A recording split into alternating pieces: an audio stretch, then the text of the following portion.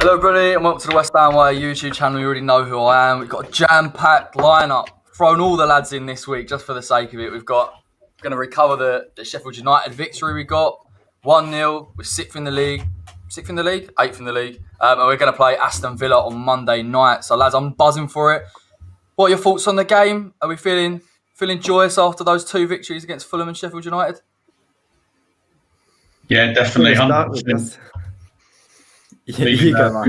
Great time to be a Hammer at the moment. Obviously, we're playing well, and there's obviously a great buzz at the moment about amongst the fan base, and I think it's clear to see on the pitch as well how excited and in the performances that the players are putting in for us at the moment.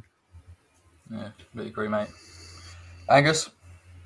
Yeah, I think it's definitely a result on the weekend that was extremely positive, and I think going into the Villa game, we can look for 3 more points. Villa, a very strong side this year. Obviously, they snagged Ollie Watkins, who seems to be quite a star in the making. But their inconsistent results that they've achieved, they lost to Southampton, they lost to Leeds, and then obviously they've demolished Liverpool and Arsenal. So it should be interesting, but hopefully we can get the 3 points, and that'll put us in a really strong position for the rest of the season.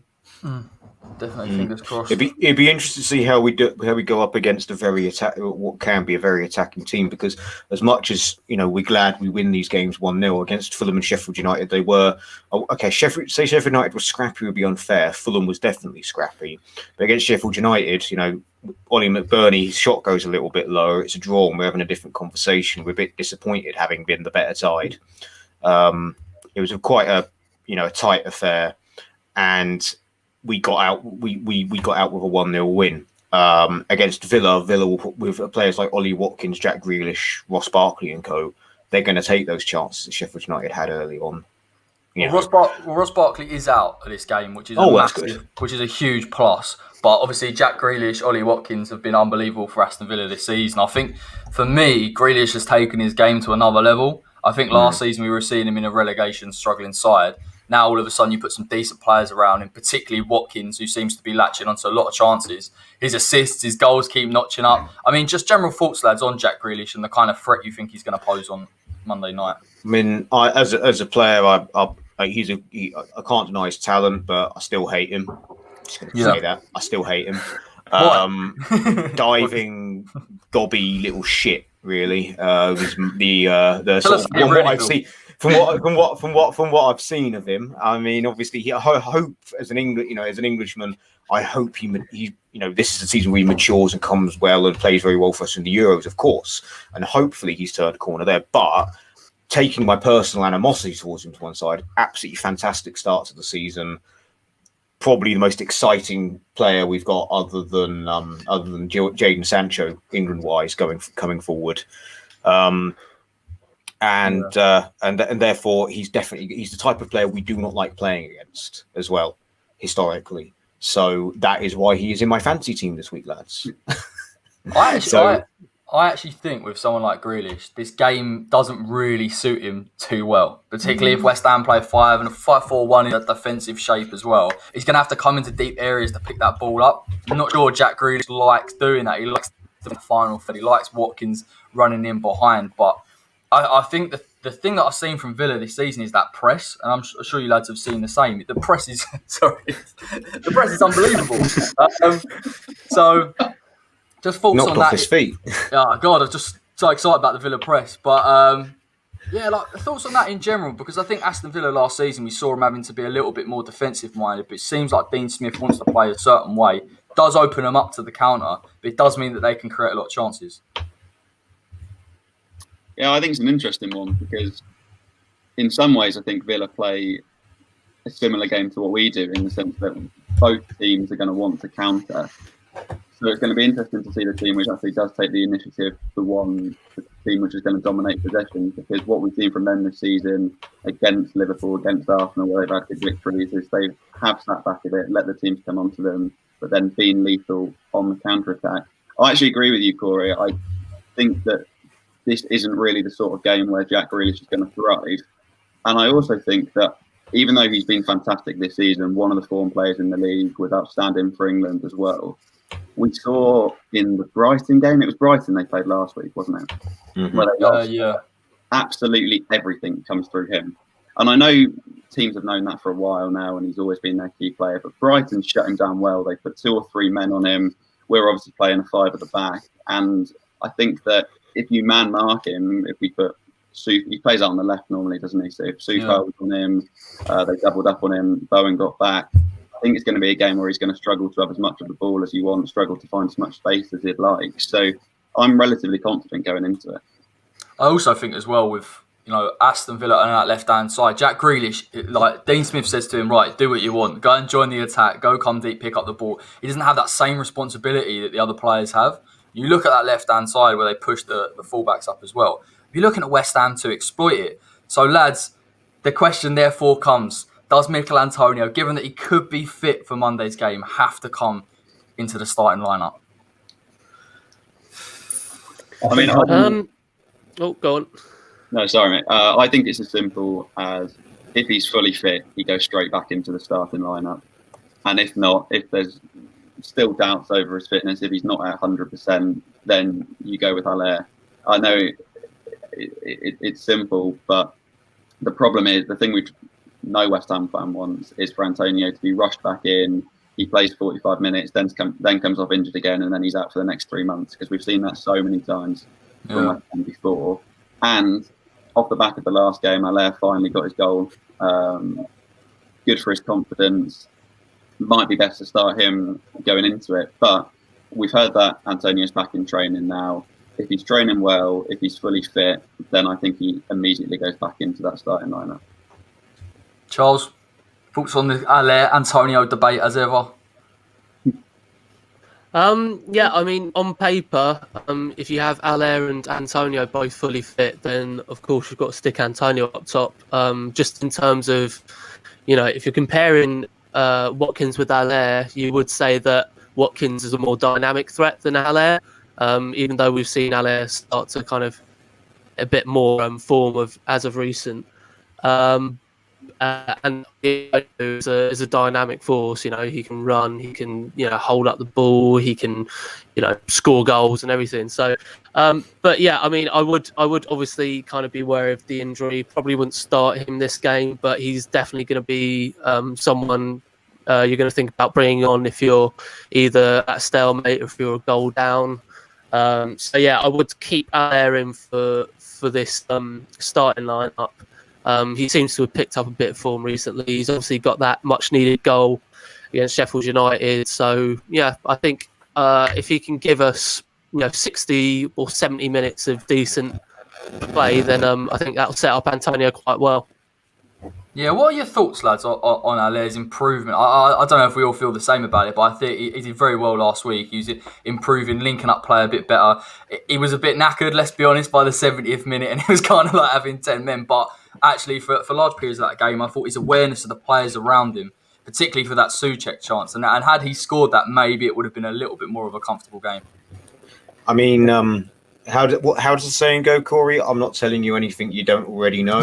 Yeah, isn't that your favourite saying of mine for the other game? That's your meme, mate. That's your meme. That is my meme. Yeah, I'm not telling you anything you don't already know. Haller was very isolated at the game in Liverpool, where very few strikers in that system would have avoided being isolated. Maybe in Aguero or Antonio. I'm not saying the same breadth, but that type of player.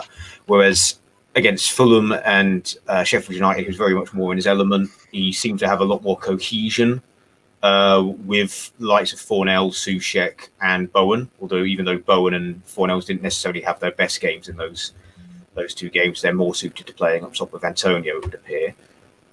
It would be, above all else, even if Antonio was ready to start, I think it would be incredibly unfair to drop Haller, because people have been saying, he needs a goal. He finally gets that goal, and what a goal it was. And then he gets dropped immediately for Antonio. How the hell is he going to react to that? Because he's like, it's one of those things. It's a bit like it's a bit different to a first choice goalie coming back, because the first choice goalie is your first choice goalie. The second choice knows your second choice. Was Haller has gone, right, I've played in a system that doesn't suit me. I've worked hard. I've nearly got an assist, and I've scored a great goal. And immediately I'm dropped for someone that could potentially pick up an injury. Antonio's been out for about 4 weeks now, including the international break. I can't believe he's ready for 90 minutes. I'm with Charles for once. That I think Haller starts. You bring on Mickey when they're tired, and my favourite thing to shout at West Ham games back in the day when he was on the wing was just run Mickey, run, instead of run Forest, run. Just run at them, because he's terrifying when he runs at them with the ball. And maybe not obvious also. Haller versus the likes of Mings and Konsa, that's going to be a very big aerial duel. So he's likely also to need to come off after a while, because he's probably going to have to work twice as hard as he was against Sheffield United. So I think Haller, even though I am a fanboy, Haller has to start. I would be very unfair to drop him. If he had not scored or stunk up the place for the last couple of games, of course, drop him right away.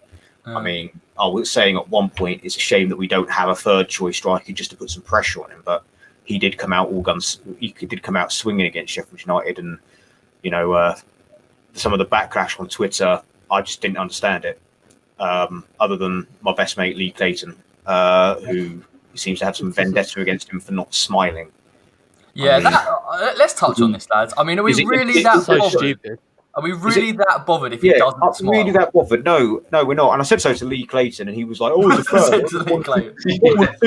just want to see someone who enjoys playing for the shirt." And I'm like, the motherfucker smiled at full time. He smiles when other people score. He smiled when Fabianski. That's just how he celebrates goals. The only goal I've ever seen him celebrate was his first ever goal for us at Watford away.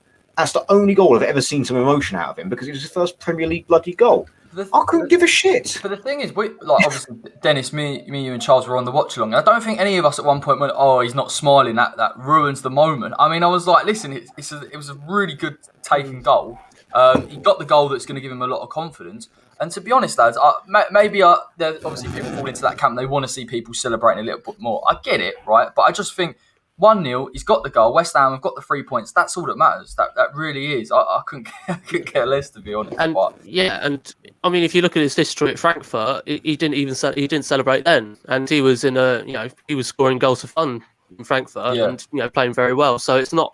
I mean, look. I mean, there is obviously probably going to be a slightly sort of. There might be some tensions in terms of the battle between that starting striker spot between him and Antonio. Probably not between him and Antonio, but there's probably going to be some sort of like, shit, I'm not in the team. That's a bit gutting. Yeah. But I think Haller's professional enough to kind of see that it's going to be a tight race for both of them to try and nick into that top striker spot.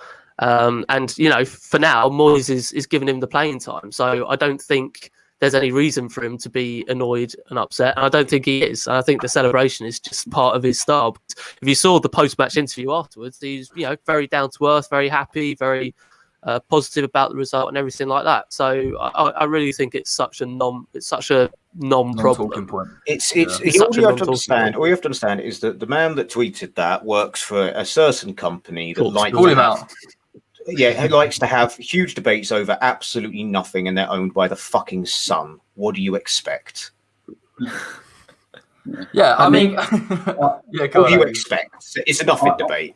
Yeah, especially when you look at their situation, it's just another thing for people to have a pop at him about. They moan about his work rate. They moan about him not making runs. And obviously, we saw in the Liverpool game, he made several good runs, didn't get the ball. Again, some good runs against Sheffield United. Obviously, the most obvious one, the one where Fornals, for the life of me, I've watched it back a couple of times and I still don't know what Fornals was, why I didn't pick him out in the second half. Is that Haller's fault? Not really. I just think, as I say, it's just another drum for people to have a pop at him about. Obviously, I said on there a couple of weeks ago on the Retro show that I think he is an underrated forward, much to Corey's dismay. I didn't say it. Wait a minute. Corey, you're a Haller hater, mate. You're a Haller hater. I got told before coming on that I wasn't allowed to say Haller was one of the underrated signings. To provide some context, it was overall underrated strikers of the last 20 years, and they had Bobby Zamora in there. So I was quite, nonetheless, Mark, say your bit. Yeah. The link's on the channel if you want to go back. Yeah, exactly. And for me, regarding who you're going to start this week, as tempting as it is to bring Antonio back in, obviously he clearly suits the system a hell of a lot better than Haller in terms of Antonio runs the channels a lot more, which is what Moyes is sort of looking for. But for me, I think as has been touched on already, Antonio, when he comes back from injuries, has got a nasty habit of picking up an injury again. And as we have only got Haller, and we've got, is it something like 6 or 7 games in December? Yeah, big fixture list. Some of them are sort of, I think it's like every 2-3 days or however it is that it works out. Why rush him back? There's plenty of football. I think, especially as Haller, for me, had a very good game in the last match against Sheffield United. Created 2 or 3 chances, as we've touched on. Scored a fantastic goal. It sends out a wrong message as well.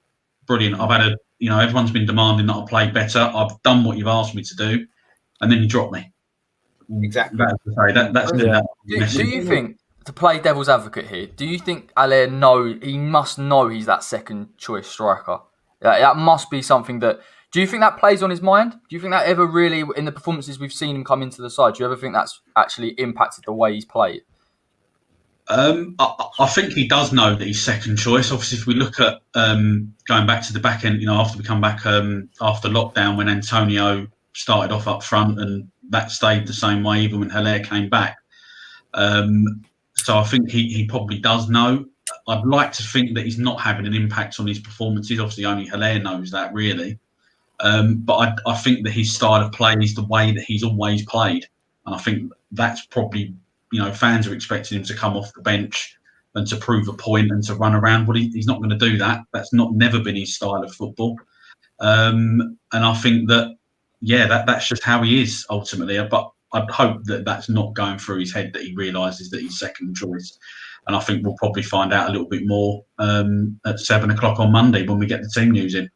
I think he has confidence with the fact that he is a second choice striker, because if you think about it, he was virtually second choice the last third of last season, especially after the restart.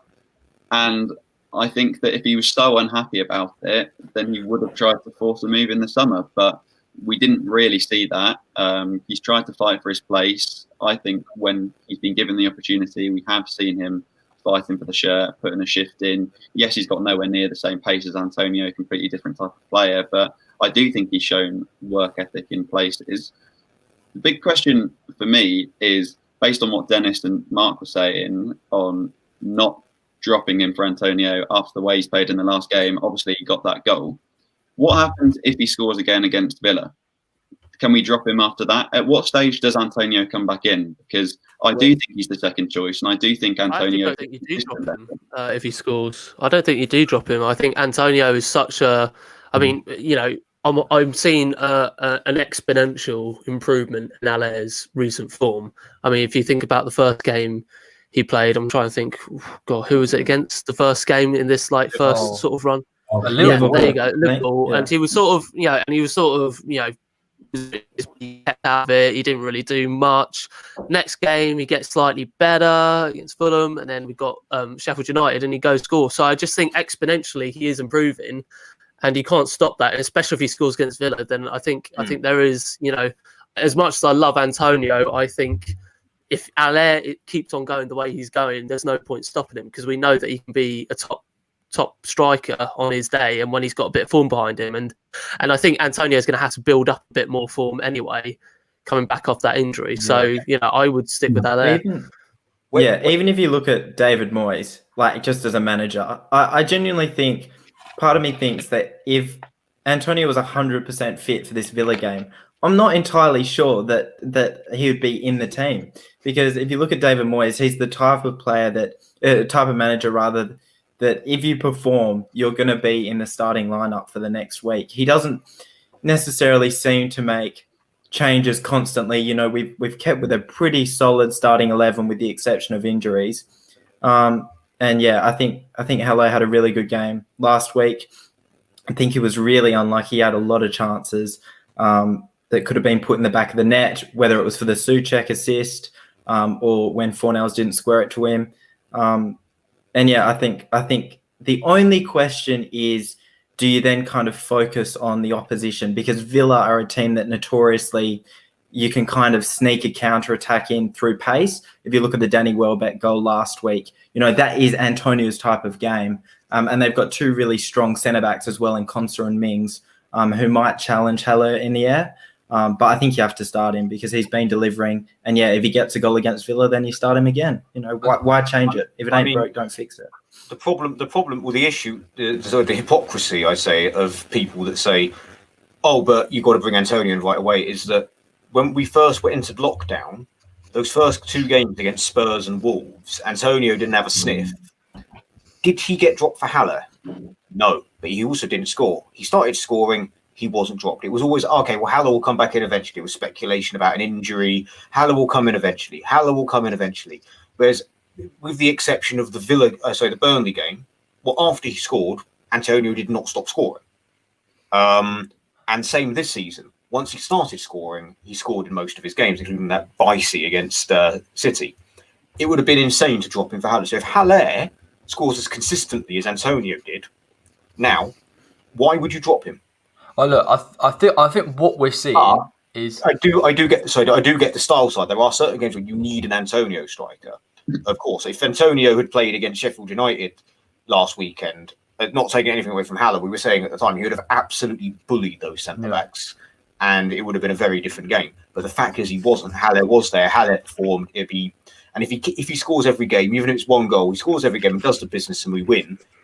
It's not really good for the team or the balance to drop him for Antonio just because Antonio is a better striker in mind. That's my thought on it. I personally think Haller has shown since the Liverpool game he's improving in terms of working within that system. We've seen him have clear chances. What was impressive again about the Sheffield United game was his ability to create chances for other. When we look at someone like Mikel Antonio, we're not only looking at a goal scorer, but someone that looks to set up either Jarrod, Bowen or Fornals.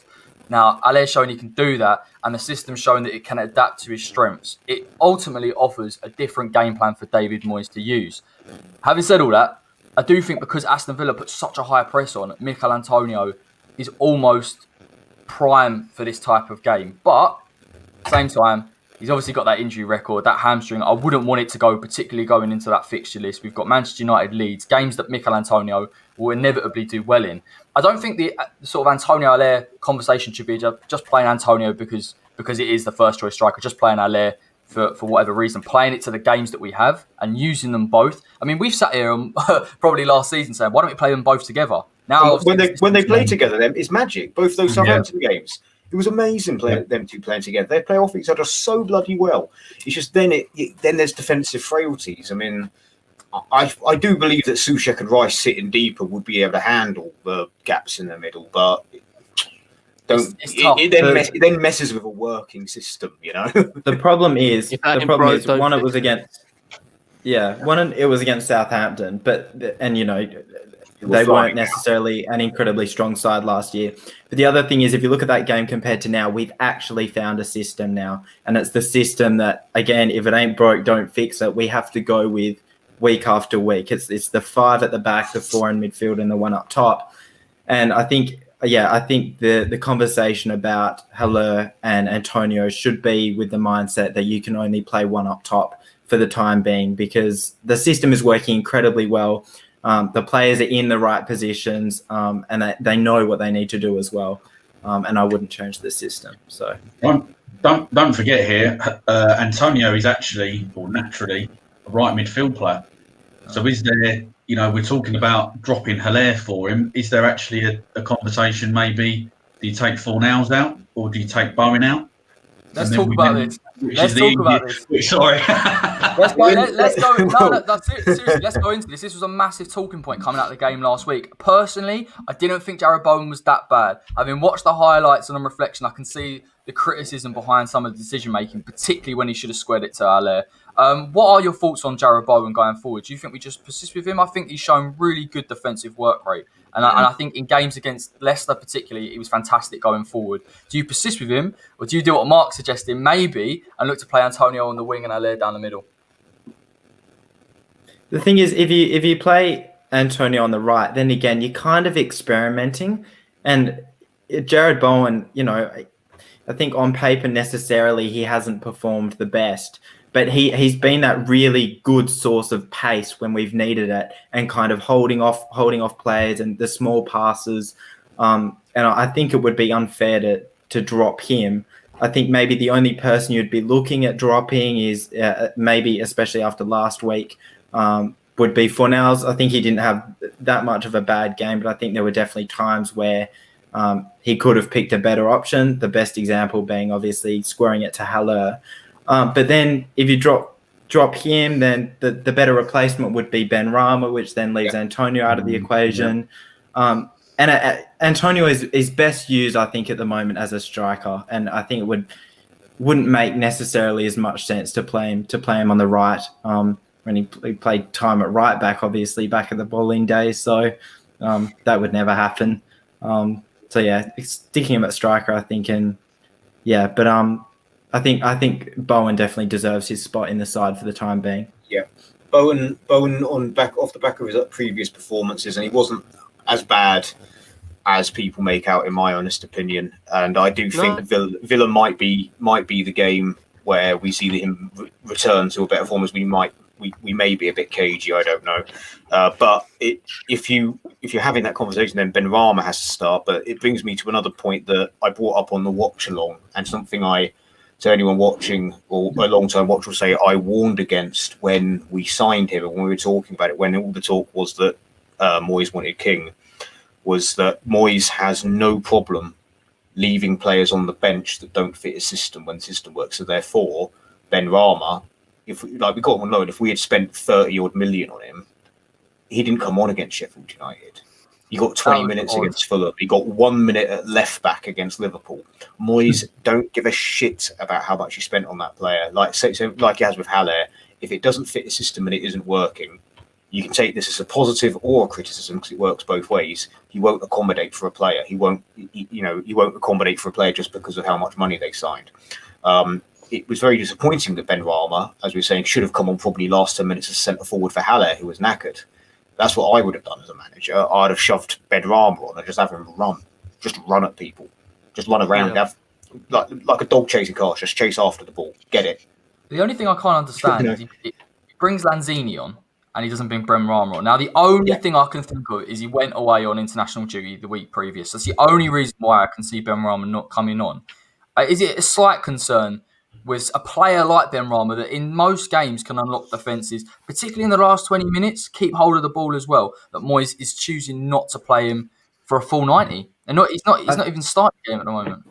I think it might have something to do with him giving away a penalty against Fulham. I think David Moyes might have looked at that almost as a bit of a mindset thing. A last 10 minutes, say Sheffield United were really pressing us and we needed to have a bunch of numbers in the box. Not necessarily that he was going to give away another penalty. I think that would never happen.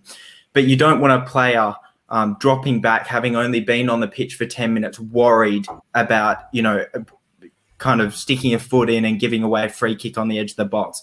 So I think Lanzini, in terms of Premier League experience as well, knows how to kind of handle that a bit better. So yeah, I don't think necessarily it was too much of a worry. I think it definitely could have had something to do with a small lapse of judgment in defence in the final minute or 10 seconds against Fulham. Well, coming from the Ben Rama fanboy here, I actually don't want to change our wingers right now. I mean, a lot of people were sort of kind of getting on Fornals and bounce back after Sheffield United.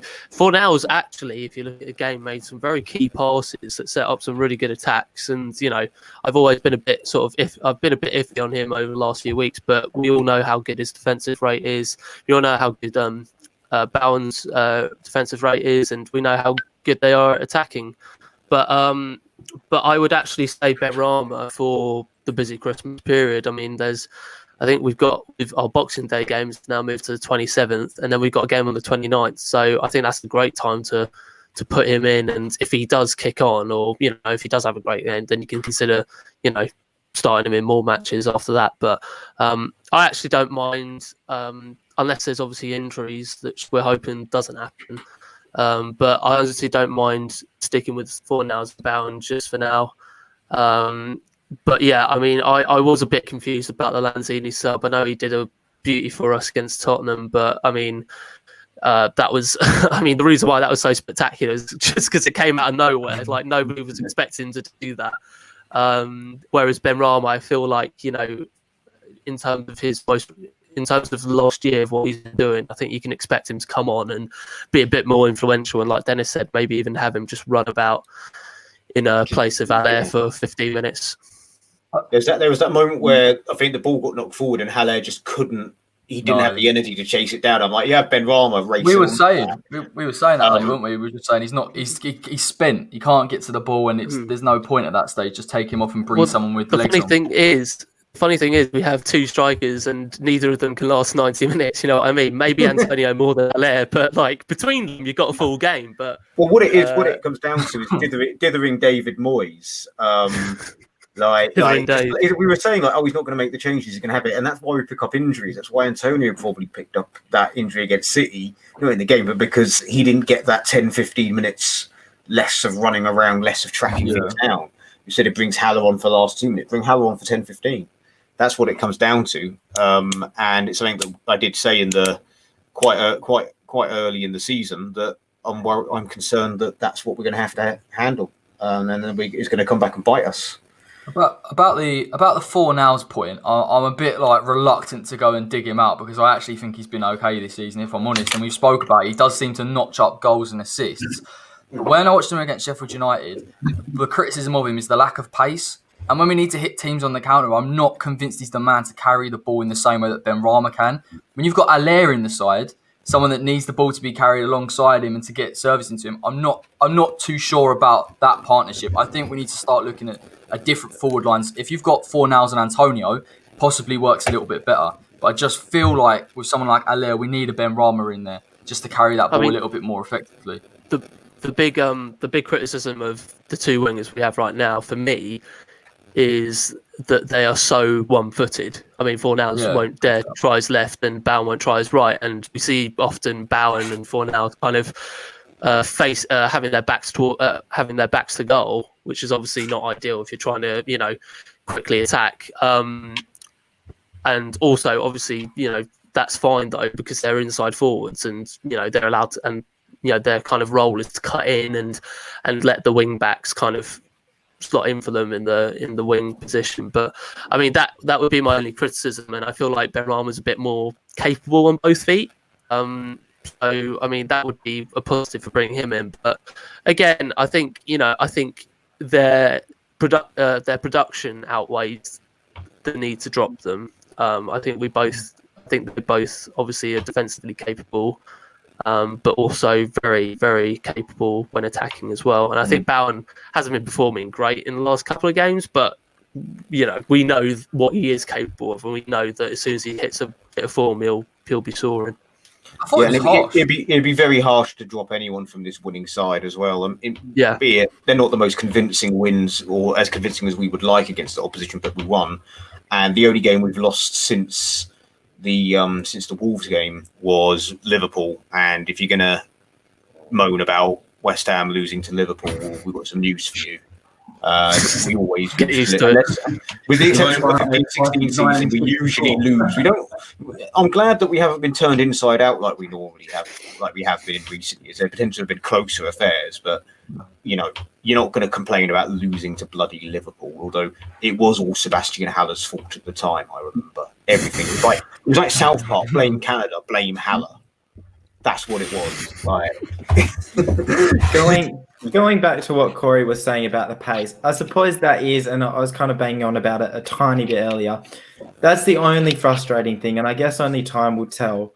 But with a team like Aston Villa, again, do you look at how the team sets up? Notoriously, they are bad at stopping counterattacks. The one thing that you can't defend if you're a really good defender tactically is pace. Simply, if you don't have the pace, you don't have the pace.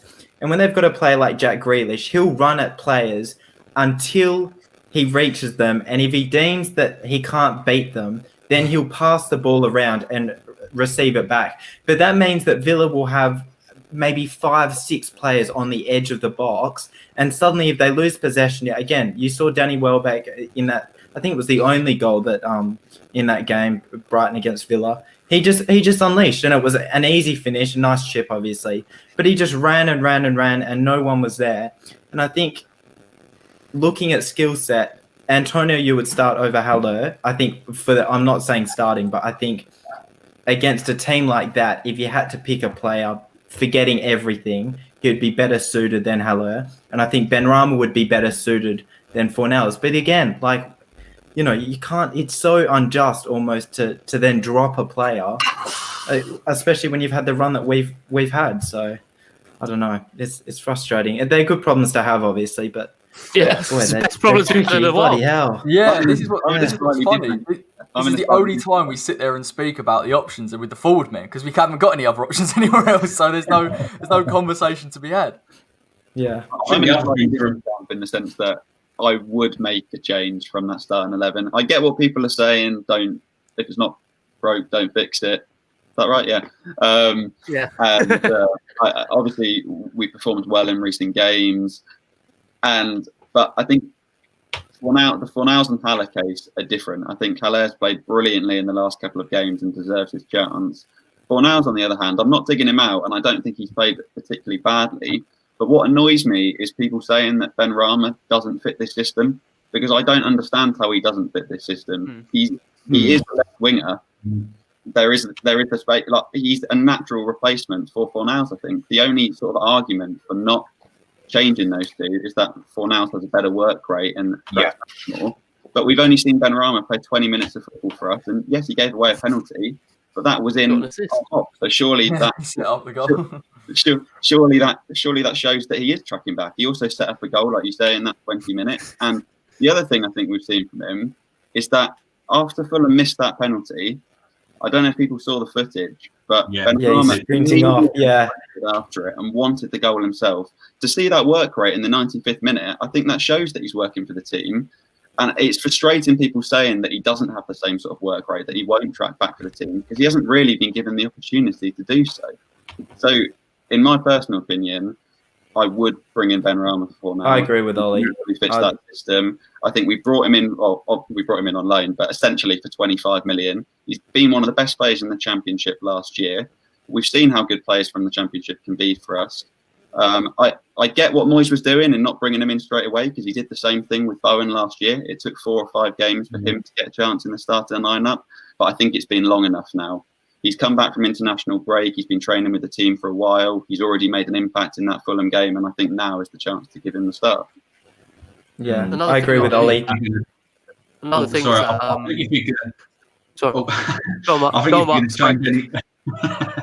I think if you're going to change anyone out of the front three that started last week, I think there's more of a case for dropping Fornals ahead of Bowen or Haller. As well as Fornals has played, he's obviously scored a couple of goals and a couple of assists. He's obviously also made a few more high-profile mistakes in front of goal, which could have an impact on him getting dropped out of the side. And I think that if you were going to drop him, I guess it's probably a tot-up. We haven't mentioned him too much. It's either between Lanzini or Benrahma as to who comes in on that left-hand side. I think Lanzini's probably the closest into Fornals in terms of his, that he's not going to beat a man for pace. It's going to be more about trying maybe a pass or something like that, whereas Benrahma's going to be a little bit more direct, I think, as well as having a bit more skill. I think that this myth of Benrahma not working hard for the team, as Ollie's obviously just mentioned there, with the Fulham one's obviously a great example for us in the limited time that he's had.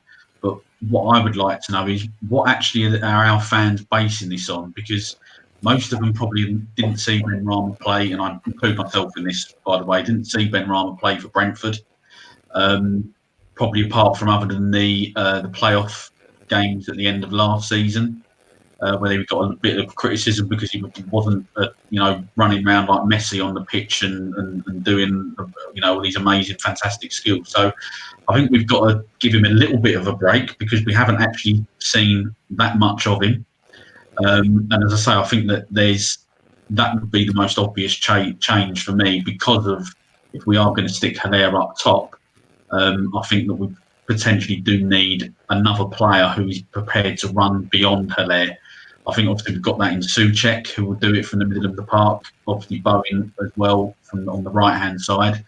It's obviously not really Fornals' game. He wants to play the ball and pass it. That's really his game. So I think actually having this other option of Benrahma prepared to run behind, I think is actually would be one that I would consider, especially as we've said before already about the high press that Villa play. And as we saw in the goal that Brighton scored, their centre halves can get very exposed and get pulled out of shape very, very easily. And if we've got runners from midfield, as great as it would be to have Antonio up there, that's the most obvious solution. I think this is another way, and it's not just because I'm a Haller fan, of trying to expose that. I really believe that. I can tell you a small bit where it gets based on. It's because it's the centrepiece for my concerns around his signing. Is that speaking to Brentford fans that I know, or a West Ham fan that has a mate who's a Brentford fan that went to a few games, they all told me virtually the same thing. And I'm going to read word for word a message I got from my mate who's a Brentford season ticket holder about Benrahma, if you like, which is basically imagine Lanzini, but even more of a lightweight. One kick and he's out of the game and he throws a strop. He won't ever track back, and he only runs moves up to it. I compare him to Charizard. He also played Pokemon Go. Charizard. He compares him to Charizard. He's very much like when he wants to play, he's brilliant. It's just when he gets kicked and when he's having a bit of a hump, he will just hug the touchline and just ask for the ball and jog up and down. Now, I don't necessarily think that's one person's opinion. That's just one person's opinion. Not saying that's true. So Brentford fans in the comments, please don't kill me like you did last time. But it's reading things like that, hearing things like that, where fans get it from. I agree with what you're saying about the reaction to the penalty with the work rate. And I also think it's incredibly unfair to dismiss the work rate based on accounts of things you haven't seen. Like Marcus said, I've only seen a couple. I've seen some highlight packages. I've watched a couple of Brentford games. I saw them score like highlights and things like that. I didn't watch the playoffs. I've seen them score some screeners. I've seen them absolutely rinse players in the Championship. Yeah. But that is the Championship. It is a different level. It's not. I would Bowen say though, equally was doing similar things. So I think it is fair to give him a chance. Sorry, Agus. I'll 2 seconds. It is fair to give him a chance. However, I do think we need that Fornals. Fornals has got the commodity of the work rate, and he hasn't been playing bad enough to consider dropping him. It's going to be harsh either way, but I also agree that I think we need to give him a good run out before we can make these decisions on his work rate, because 20 minutes against Fulham isn't long enough to judge him. What also as well I'd throw into the mix, and it goes a little bit back to the Haller thing, where obviously everyone was extremely fed up with his performance against Liverpool. What I hope doesn't happen with Benrahma is that we pick him against, we've got Chelsea coming up, haven't we, in a couple of weeks, that we pick him in a game like that where we're not expecting to see the ball, and we don't actually get to see. We've signed him because of what he can do going forward, not what he can do going back. Yeah. And we've got, we've effectively almost got 2 left-sided defenders in the team in Masuaku and Creswell. If we're not picking Benrahma, and it goes for any player that's playing on that side of the pitch because we're worried about what he's not going to do back the other way, then we've probably got more issues than what we actually realised defensively. Benrahma, if you're going to pick him, don't let him go and play. Let him do what he did in the Championship. Obviously, I'd take definitely that he's another step up. We don't know what he's going to do, but he's been signed for his attacking ability, not for what he does going back the other way. I'm not that worried about that, especially, as I say, we've got Masuaku. I know he's not the greatest defensively, and Creswell. We shouldn't be picking a player just because he puts in a great shot for that. He's important, but if that's the reason why we're not picking Benrahma, then I don't agree with that decision at all. Final thing I'll say on it is, sorry, Angus. Just quickly, the final thing I'll say on it is that I think people seem to forget that when we signed Fornals last year, he didn't arrive as this player that was a workhorse that constantly tracked back. He was signed as sort of an attacking-minded player with a lot of flair that we brought in from the Spanish league. I remember watching him in the under-21s, and he was one of the most creative players in that tournament. Moyes has coached tracking back into him, in my opinion, and he's turned him into the player that he is now. I don't see any reason why you can't do that with Benrahma. Tracking back is something that your manager can drill into you. And like Mark and like others have been saying, for that to be the main reason why you're not picking him, I just think is just a bit of a bad argument. For me, there's two arguments with both of them. Yes, Fornals has got the work rate, and like you were saying, in games against Chelsea, it is crucial, and I do massively back that. I think Fornals' final pass in the final third, particularly when he can put it in behind defences, is very good. We haven't really seen a lot of that. When you play against the likes of Sheffield United, Fulham that surprised me when they sat deep and they packed that midfield. Benrahma is that guy that can take on players and beat a man and break it and start to unlock teams. There's no... for me, I never look at it like someone should just start indefinitely over another one. They both offer different things for different games, and that's not me trying to sit on the fence too much about that. But I think Aston Villa is a perfect game for Benrahma. I think he's got the pace. I think he's got the ability. You'd back him as well, technically, from what I've seen in the final third. I know we haven't seen too much of him, against we've seen him in the Championship. We haven't seen him in the Premier League, but going back to that Fulham game, Fornals was misplacing 5-yard passes left, right, and centre. And then when it really mattered, Benrahma played it right across the Souček and he scores. Not digging out Fornals, but I just feel like now's the time to play Benrahma, if I'm honest. Yeah, I think what better way as well to see side Benrahma start his first Premier League game than against his former Brentford teammate Ollie Watkins, who has delivered and had very similar questions asked of him before he made his Villa debut. So, I think. I don't know. I tell you what. I think Watkins was signing of the summer. I think he's going to be he's going to be an absolute threat. I mean, I'm very excited for this game. Charles. Oh well, that's the thing.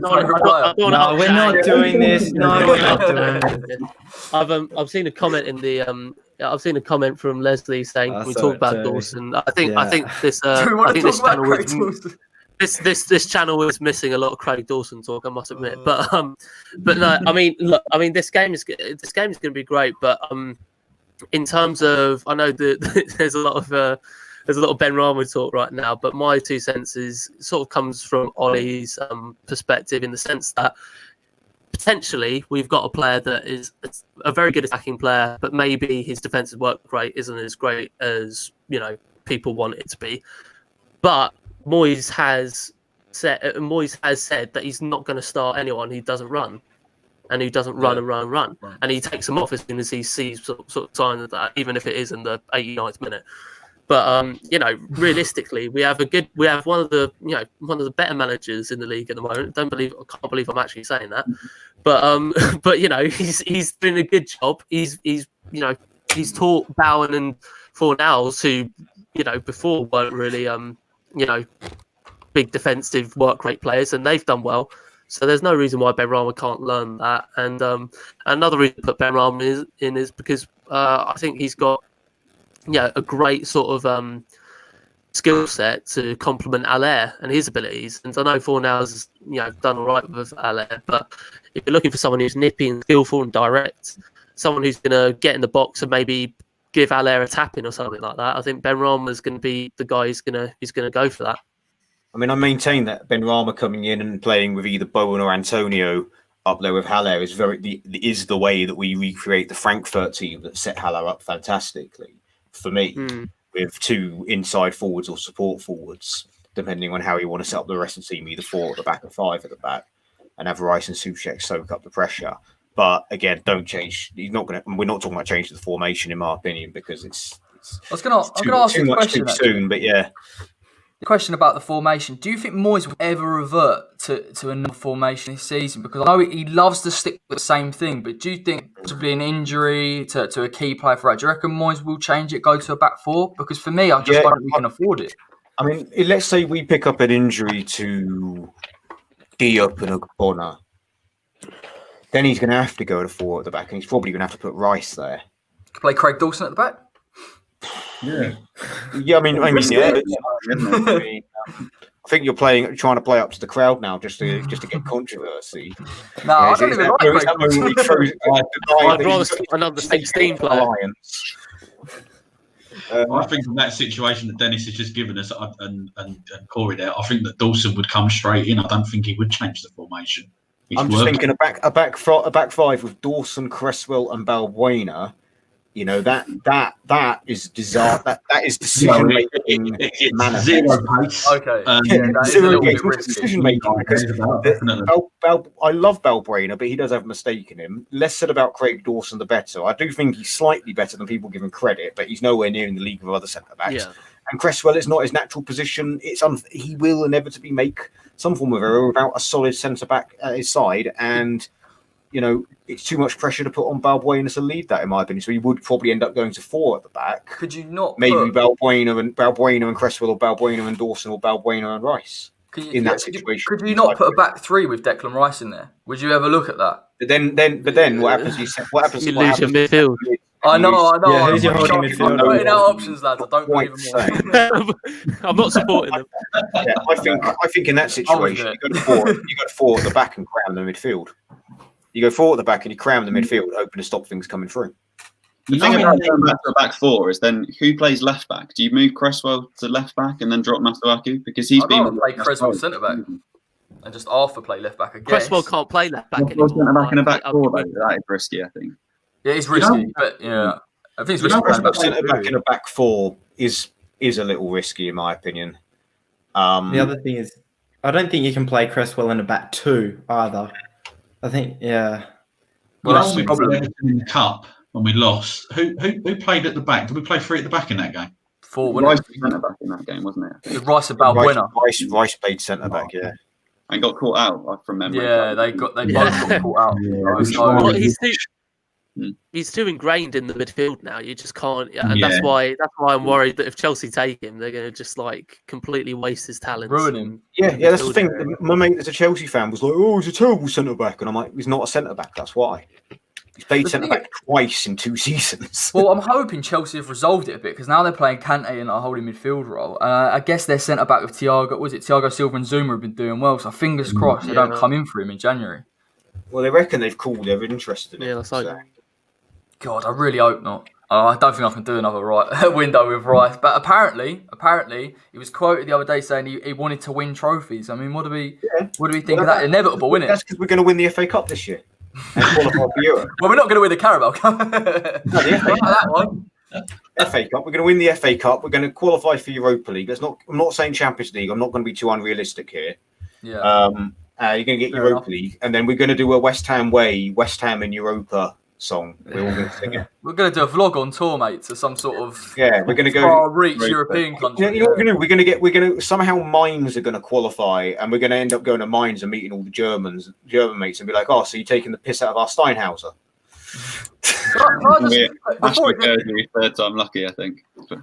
Before it descends into absolute chaos, can I just get one kind of final football point? You sent Charles into a swirl. Yeah, he's just gone. He'll be back. Don't worry. Fabian Balbuena. Now, I'm not digging him out, of course. I think he's done actually well since he's come in. But I do worry about him in games where strikers like Ollie Watkins, like we've seen against Liverpool with Jota, he struggles a little bit when he's got that striker that wants to get in behind. And I think against Sheffield United as well, McBurney got in behind from that same side. Is it a concern going forward that, and maybe it's a reason why Moyes keeps looking in that transfer market for a centre-back, maybe he still doesn't trust Balbuena? He never trusted Barkley. He never liked him. I remember against Wolves' first game of the restart, he played Rice at centre back rather than Balbuena. Yes, so he's never. I think he only played Balbuena because he had to, really, because he couldn't afford to lose Rice in midfield. It is a concern, but equally Balbuena again, I think, is another one of our players that I think just gets too much stick, and it doesn't help that there's potentially, or to an extent, a PR machine against him called that begins with Arrett and U, or say rhymes with Arrett and U. Calling out everyone today, mate. Maybe or maybe not, may get all their information from someone whose name rhymes with Avid Olivan. I just don't want to get sued, lads. You meant David Sullivan? They may or may not. I'm not saying. I mean, I'm just speculating here. Allegedly. And basically, it's basically a campaign against players that were signed by someone whose name rhymes with Anuel Pellegrini. In part of this big X-Files conspiracy that's going out there that he bankrupted West Ham. The sort of stuff you expect to read on QAnon and things like that. So, just more reliable than ours. So, I mean, Balbuena has been one of the better signings coming out of the Pellegrini era, though, in terms of just the value. Exactly. That's my point. The value of the signing and everything. I think he gets a bad rep.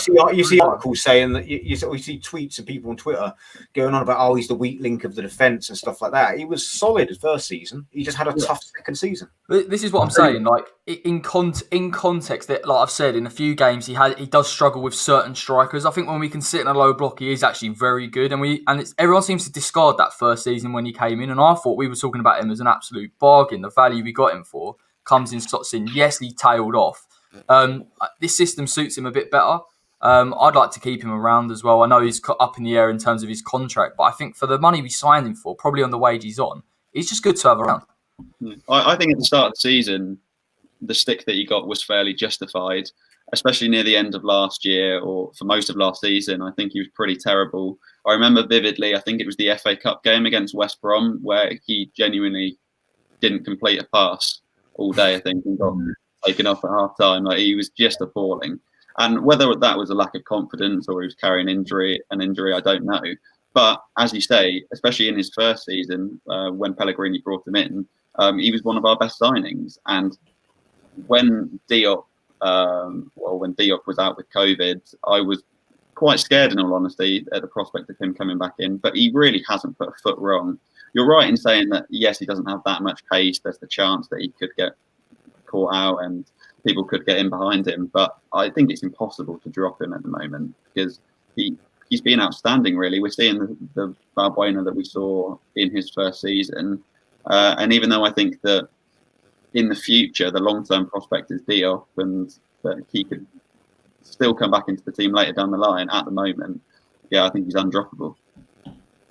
I think there's time, but Diop come on against Fulham and he started to fill me with a little bit of unease. I was like, oh no, Diop, don't do this to me, man. I honestly hope a player like Diop. You scarred me from the Brighton game. I'm still scarred by Diop. Like, he's a good player, but he scarred me. Diop's definitely got a mistake in him, I think, that's fair to say. Whether or not if he was to go on to a bigger club, whether or not that will get coached out of him, who knows. But regarding Balbuena, I think his problems actually coincided with Roberto getting picked last year, and also the famous throw out against Burnley that somehow trickled underneath his foot. I think his problems stemmed from there, really. I agree with what Ollie's been saying now, and I think he's played very well this season. He's become very, very reliable. He's lived up to his nickname, the General. As Corey said, I do worry a little bit about him when he's got to turn. And I do think sometimes there is a little bit too much of a gap between him and Ogbonna and him and Kufel in terms of space for the ball to be easily put in behind him. And I think that is an area of that's more of a team shape perspective, in my opinion, that we need to definitely work on. But I don't think we need to drop him at the moment. I think he's certainly playing very well, and he's been one of the most consistent players this season. Now that he's got his chance, and he's taken his chance, and I don't feel that he needs to be dropped or anything like that at all. That's the trouble with these previews when we're playing well, is that we're really picking at straws in terms of players we need to drop and who we need to bring in. I mean, there's not really anyone you could rightfully say deserves dropping right now. No. I mean, it's surprising, isn't it, where we are in the league so far this season? We're a bit shocked. It's amazing how Clutch is sorry to cut across you, Corey, but it's like I saw. I don't know what channel it was, but it came up with my suggestions of an hour-long video debating what goalkeeper we should sign. And I'm like, have you been watching Fabianski?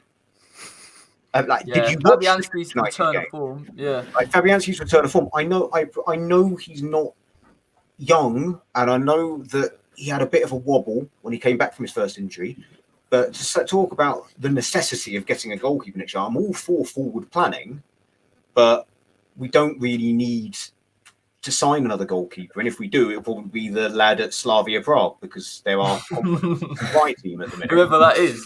No. I can't remember his name. Kavek or something like that. He's quite young. He looks pretty good, and he's kept a lot of clean sheets. So we'll probably end up signing him. But Sounds great. that's great. Yeah. Top of the Europa League as well.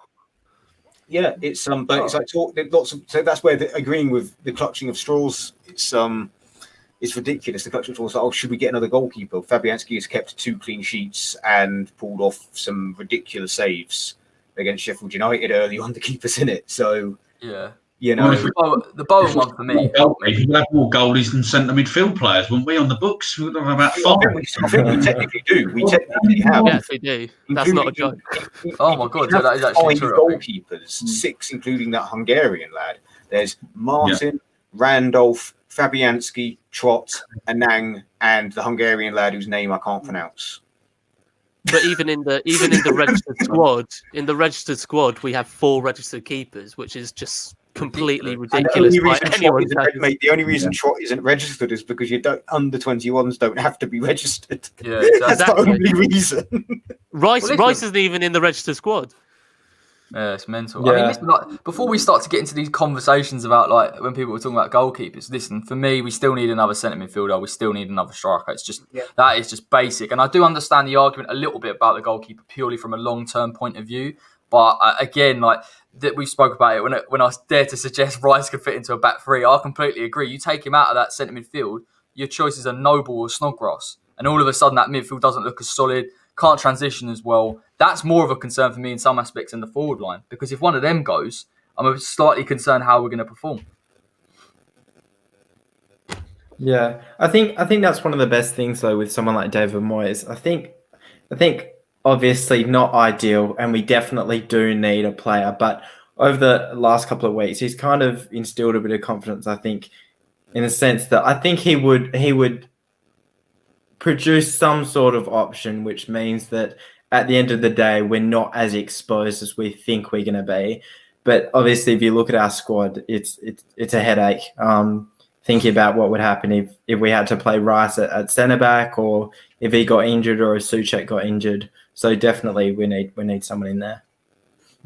Just to wrap this one up, lads, I'm going to come to each of you for a score prediction for Monday night's game. Let's start with, and if you bear with me, I'll do my funny little screen thing. Dennis. Oh. Score prediction. Well, seeing as I've got Jack Grealish in my fantasy team, I'm going to go 4-3 West Ham. You always come up with some random things. No, I'm going to be a little bit of a downer here and think that I think Villa is the type. Villa are going to high scoring game. I reckon this is going to be a 2-2 draw. Oh, 2-2 draw. I'm going to go for. It's going to be a classic Monday night fixture with a bit of end-to-end stuff and a climactic, nervy finish, but or score draw, leading towards 2-2. Okay, Ollie, score predictions. I'm going to go 3-1 West Ham. I agree with Dennis. I think there's going to be goals in this one. Pretty much every Villa game we've seen this season has been quite high scoring. Both teams are going to like going forward.